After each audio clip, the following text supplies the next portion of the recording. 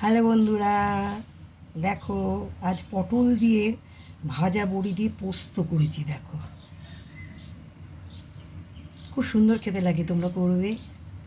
আর এই যে পার্শে মাছের ঝাল,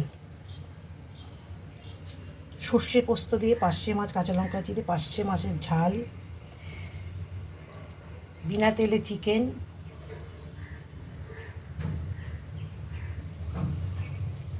আর এই যে ডাল সেদ্ধ করি। মসুর ডাল আমরা সেদ্ধ খেতে ভালোবাসি, সেদ্ধ মসুর ডাল সেদ্ধ।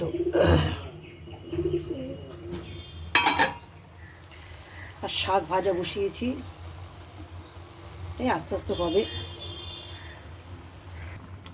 এই আর একটা গ্যাসে ভাত বসিয়েছি, দেখো ভাতটা ফুটে এসছে।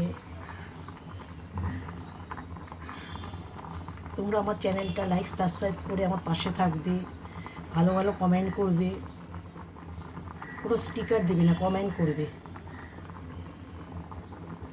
বাই, পরের ভিডিওতে দেখা হবে।